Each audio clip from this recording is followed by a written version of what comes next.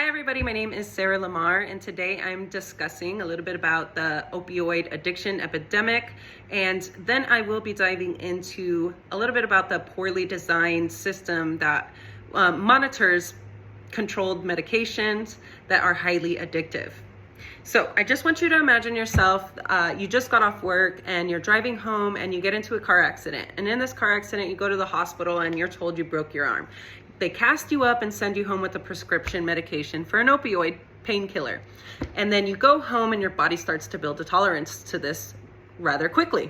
So your doctor ups your dosages and ultimately ends up leading to you becoming addicted to this medication. This addiction then leads you to lose your job.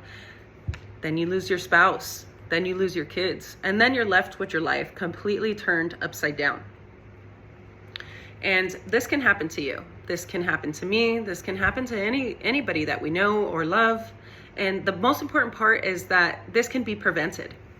So the medical system in which we are prescribed controlled medicines, specifically for this discussion, we're going to be talking about opioid prescriptions, should be the last alternative that doctors provide to a patient to relieve pain. So I'm going to provide you a little more detail on the problem itself, and then we're going to look at why this is happening and how we can minimize it. So the issue that we're facing right now is an opioid addiction and opioid overdoses that stem from prescribed medications from doctors that we trust. Opioids are highly addictive.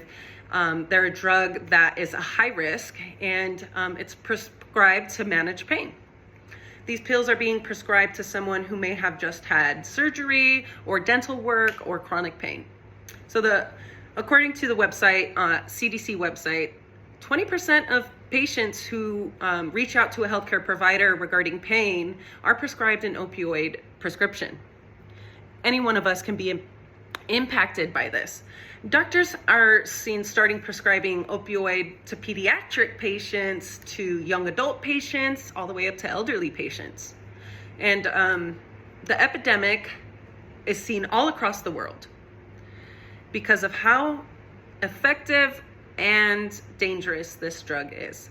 According to the National Library of Medicine, there was an article published on September 1st, 2019. The author Daniel Stafer states that based on national survey data from 2015, it was estimated that 91.8 million US adults were prescribed an opioid medication that year. And an estimated 13.4 out of the 91.8 million misused and misdosed their pain medication. Among adults prescribed opioids, 79% were long-term users in 2013 to 2014, compared to 45% back in 1999 to 2000. So this prescription has been prescribed to patients, almost doubled the amount of patients being prescribed.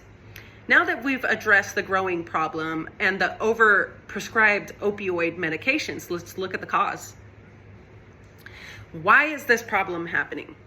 So we know that opioids are a controlled substance that are prescribed by a doctor, and they're highly addictive and dangerous, which can lead to death. There's a system that monitors controlled medication, that log prescriptions into a digital record, which are then monitored by CDC. This system is called Prescription Drug Monitoring Programs. This system states that doctors or clinics prescribing medications should review the PDMPs prior to prescribing opioids. This system shows all controlled prescriptions that the patient has been prescribed in the past, current, and how many times.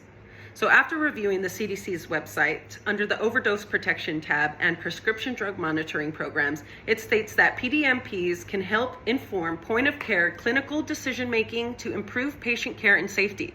Clinicians should check PDMP data for prescription opioids and other controlled medication patients have received from other clinicians to determine whether a patient is receiving opioid dosage or combinations that put the patient at risk for overdose. So the important word here is should. Doctors check the PDMPs prior to prescribing. In this program, the guidelines clearly state that the doctor should. It does not enforce It is merely a recommendation that suggests that is an option. And the drug monitoring program does not protect the patient. It merely provides a digital record of their prescription history. So now that we've addressed why this is happening, I'd like to discuss how we can minimize this from happening. So to prevent this tragedy from happening to you or to your loved ones, we need to address the system. The opioids should be one of the last options for patients when relieving pain. The system should require that doctors attempt alternative methods to relieving pain prior to putting the patient at risk for becoming addicted.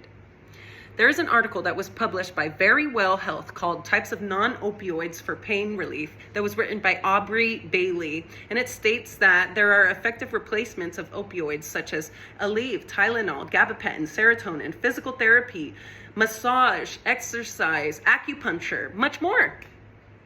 By requiring the doctor to prescribe a less dangerous method prior to sending the patient home, unmonitored with prescription medication known to be extremely dangerous can save many lives. It can save thousands of lives all across the globe. Please educate yourself on methods to reduce pain, and please be honest to your doctor and reach out when you need help.